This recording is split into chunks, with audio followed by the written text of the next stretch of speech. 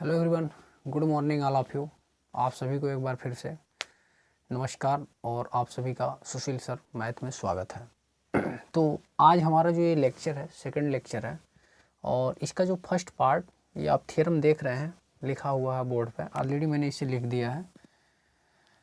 ये जो थ्योरम ये कह रहा है कि दो त्रिभुज सर्वांगसम होते हैं यदि एक त्रिभुज के दो कोण और उनकी अंतर्गत भुजा दूसरे त्रिभुज के दो कोणों और उनकी अंतर्गत भुजा के बराबर हो। तो इस थ्योरम का जो फर्स्ट पार्ट है मैंने आपको प्रूफ कर दिया है ऑलरेडी। आप अगर नहीं देखे हैं कि पहली स्थिति में कैसे प्रूफ होगा तो आप जा करके प्लेलिस्ट में उसको अच्छे से देख सकते हैं। इसे प्रूफ करने के 3 केसेज हैं। इसमें मैं सेकंड केस आज आपको पढ़ा रहा हूँ, फर्स्ट केस मैंने इसमें आपको पढ़ा दिया है। तो आइए हम लोग देखते हैं त्रिभुज कैसे प्रूफ होगा। तो एक बार मैं फिर से रीड करता हूँ। दो त्रिभुज सर्वांगसम होते हैं, एक त्रिभुज के दो कोण। पहले हम लोग दो त्रिभुज बना लेंगे। ट्रिंगल, इसे मैं नाम दे देता हूँ PQR, और एक दूसरा त्रिभुज है BD, या ऐसे मैं नाम रख लेता हूँ B नहीं, इसे मैं नाम रखता हूँ AB और C।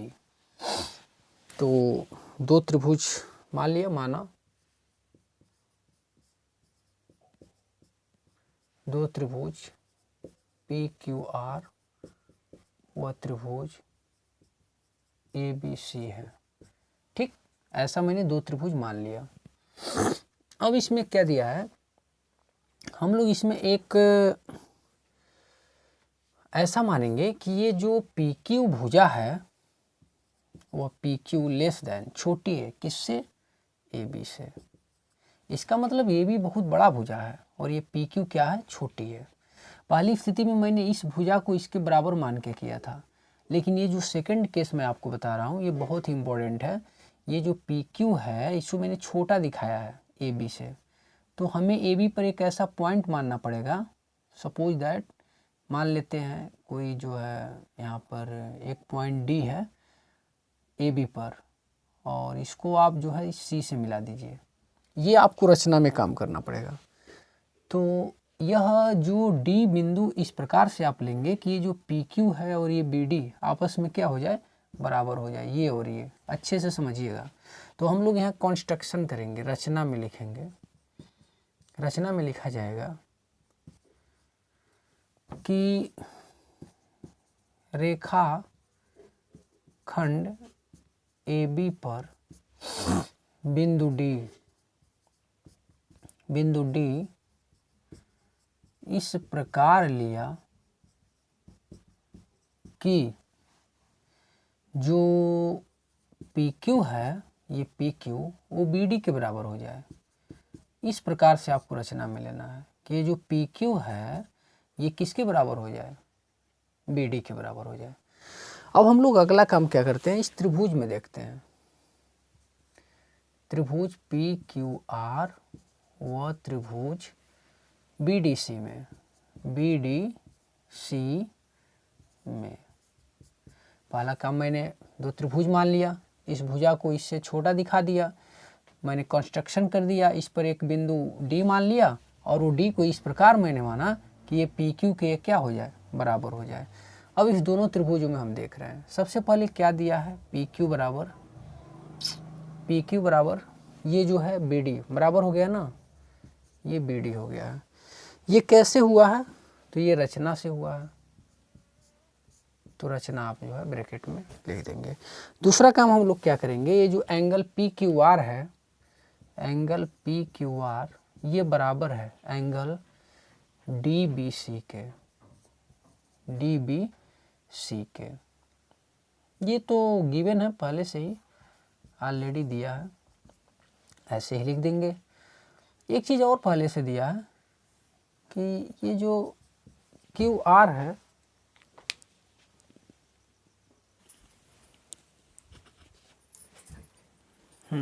अब यहाँ से देखिए, ये जो QR है ये QR ये किसके बराबर दिया है, BC के बराबर दिया है। तो देखिए ये साइड जो है ये पी क्यू ये बी डी के बराबर हो गया, और ये एंगल हमने किसके बराबर दिखा दिया, इसके बराबर दिखा दिया, देख सकते हैं फिगर में। और ये साइड इसके बराबर दे दिया, तो साइड एंगल साइड से क्या हो जाएगा, तो हम लोग लिखेंगे बाई यस ए यस, यानी भुजा कोण भुजा से ये दोनों त्रिभुज आपस में क्या हो गए, सर्वांगसम हो गए। त्रिभुज P Q R congruent to triangle क्या हो जाएगा, डी बी सी या डी बी सी, ये दोनों त्रिभुज आपस में क्या हो जाते हैं, सर्वांगसम हो जाते हैं। अब हम लोग देख रहे हैं कि जो पी आर क्यू है, एंगल पी आर क्यू, ये जो एंगल है पी आर क्यू, अच्छा ये बताइए अगर ये त्रिभुज सर्वांगसम हो गया, तो हम लोग जानते हैं जो सर्वांगसम त्रिभुज के संगत कोण होते हैं वो आपस में बराबर होते हैं। तो ये जो पी आर क्यू है ये एंगल हो जाएगा डी सी बी के, कौन से रूल से, by C P C T, corresponding part to congruent triangle, by C P C T से हो जाएगा। लेकिन पहले से ऑलरेडी दिया है कि ये जो एंगल पी आर क्यू है ये एंगल ए सी बी के बराबर दे दिया है, ये तो ऑलरेडी पहले से गिवन है ना। तो ये लेफ्ट में दोनों बराबर हो गया, तो हम लोग कह सकते हैं कि ये आपस में बराबर दिखा सकते हैं। तो एंगल डी सी बी ये क्या हो जाएगा,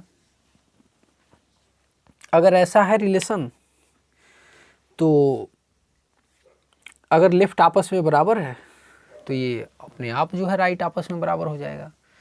तो भाई ये कोण जो है बराबर हो जाएगा ए सी बी के। अब ध्यान से देखिए, अगर यह डी सी बी बराबर है ए सी बी के, तो इसका मतलब क्या हो गया, इसका मतलब ये हो गया यह तभी संभव है जब DC रेखा AC पर क्या हो, समपाती हो। तो उस कंडीशन में क्या हो जाएगा, उस कंडीशन में ये जो PQ होगा वो बराबर किसके हो जाएगा, AB के हो जाएगा। तो यदि ऐसा हो जाएगा तो ये दोनों त्रिभुज क्या हो जाएंगे, PQR, त्रिभुज PQR कॉन्ग्रुएंट टू ट्रिंगल क्या हो जाएगा, ABC हो जाएगा। थोड़ा सा देख लें आपको दिखाई दे रहा है कि नहीं, चलिए बहुत अच्छा दिखाई दे रहा है।